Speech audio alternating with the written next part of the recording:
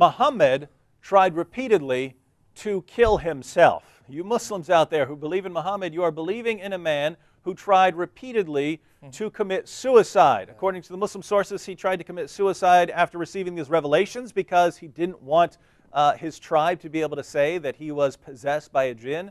And according to Sahih al-Bukhari, your most trusted, reliable source on the life of Muhammad, he tried again to kill himself later on when revelation stopped. That's right. So let me go ahead and read two passages, and then we'll continue moving. So I'll go ahead and finish the passage that I read in point number 10. He says, "Now none of God's creatures was more hateful to me than an ecstatic poet or a man possessed. I could not even look at them.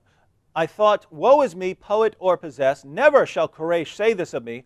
I will go to the top of the mountain and throw myself down that I may kill myself and gain rest." He wanted rest from whatever this was that was tormenting him, right? Because whatever it is, it's pressing on him until he thinks he's going to die. And he just wants rest from this, and wants rest from the idea that he's being possessed, and from the idea of his people ridiculing him. But this tells us something about Muhammad. When at the first sign of trouble, you want to go hurl yourself off a cliff in order to avoid embarrassment.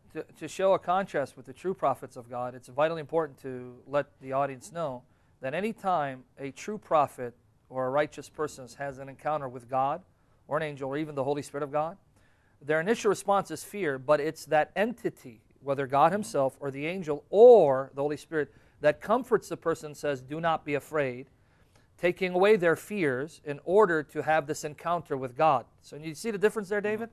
Here, instead of the Spirit comforting Muhammad, the Spirit traumatizes Muhammad to the extent that Muhammad wants to commit suicide.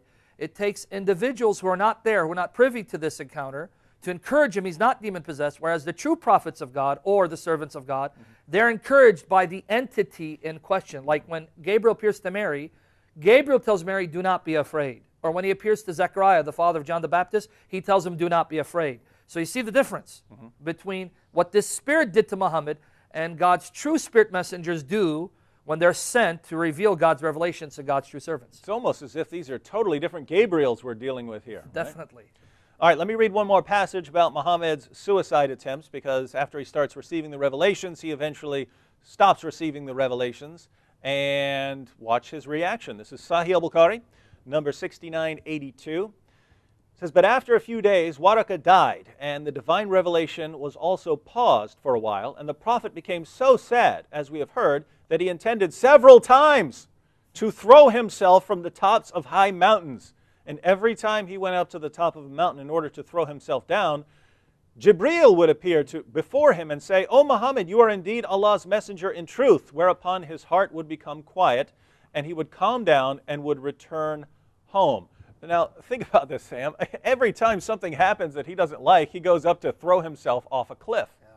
This is the guy that Muslims are trusting with their salvation, to guide them to the path of salvation. The guy who says, "Oh, something's going bad today. Let me go hurl myself off a cliff." This is some wild, wild stuff.